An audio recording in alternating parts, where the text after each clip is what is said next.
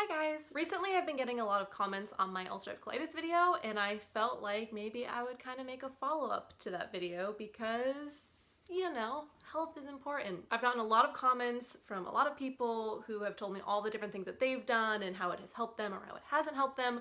So I just want to say all the things that I have tried, my experiences with them. I would like everyone to keep in mind that not all medications are going to work the same for every person. That's just not how it works, because I've had things that haven't worked for me that might work for other people or do work for other people, and then things that have worked for me might not work for you. So when I first got diagnosed, I started taking Azicol. I can't remember the dosage. I think I maybe took 4 pills a day, 8 pills a day. I know that I had to take them 3 times a day. I had to take them in the morning, noon, night, because I remember taking them to school and I had to take them like at lunch. Azicol worked for me in the very beginning when I had very, very mild ulcerative colitis, where I wasn't really having a whole lot of symptoms. It worked well. I then tried Lialda, which is another mesalamine pill. You're supposed to take that one with food, I think, and that was my biggest issue. I wouldn't take it because I wouldn't want to take it unless I'd eaten. And depending on my schedule, I wouldn't have eaten, and so it was just like very inconvenient, and so I didn't do well on that, mostly due to my own shortcomings. And then I took what I'm taking now, which is the Priso. Priso did help. That is my pill of choice, I suppose. But I also, on and off over the last probably like 6 years, I have been taking enemas. They're retention enemas. That worked for me for a while. I mean, I've only had one flare up, but I've had days where, you know, you feel worse than others, or weeks where you feel worse than others. And if I did, and I hadn't been taking my enemas, I take my enemas and usually it would help. There were also times, however, where I would try to take the enemas preemptively, where I hadn't really been taking them regularly, or I hadn't been taking them, and I was feeling all right, but I knew I had a trip coming up or something like that, and I was like, I'll start taking them so that I'm definitely good. And there would be times where taking them would actually exacerbate my colitis, and I don't know why it did that. Nuggets here, everybody. Hi. Hello.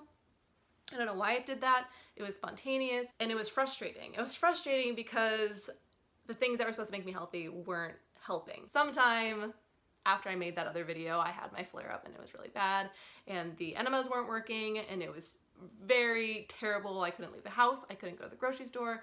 I couldn't really I just couldn't leave my apartment. However, after that, I got really serious about my treatment, and I was like, okay, the enemas aren't working anymore.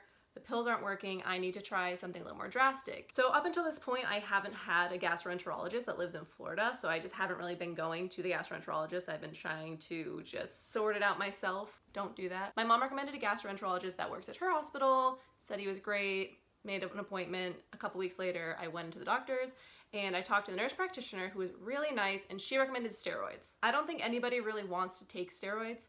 I wasn't like, woo, steroids, but I was excited that I didn't have to take injectables. So what I started taking were hydrocortisone steroids in enema form, because I can't get enemas out of my life. It started with, for 1 week, I would take them every night. And then since then, I've been taking them Monday, Wednesday, Friday. I've missed a couple times, but I'm usually pretty good at it because I'm like almost a real functioning human right now, and it's fantastic. So I cannot recommend these steroids anymore than, like, they're amazing. I can go outside and not have to be like, ooh, where's the bathroom? And that, for someone with ulcerative colitis, is amazing. However, this is the first medication I've taken where I've noticed actual side effects. Most notably, oh my gosh, I get so hot when I'm sleeping. Just excessive sweating. I am sweating on places on my body that I didn't even know could sweat. Last night, I kid you not. So I don't know if it's because I haven't taken it in a little while, so I forgot to take my medication on Friday. Oops.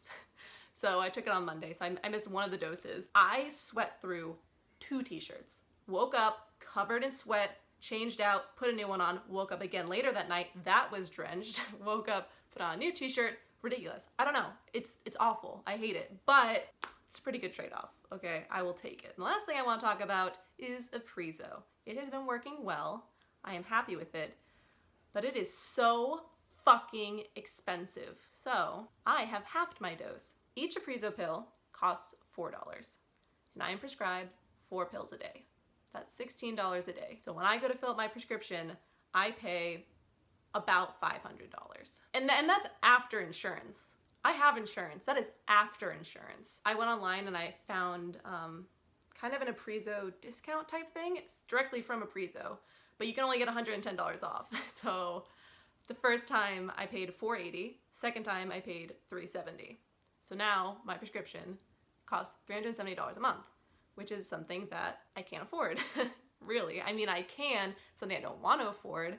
So since I refill my prescription, I have halved my dose. So now I'm only taking 2 pills a day because that's expensive. And no, I'm not gonna do that. Is that the right way to approach it? Maybe not, but no. Yeah, that is all the stuff that I've taken for my ulcerative colitis. That's all I gotta say for this week. Okay, and on that note, I will see you guys next Tuesday.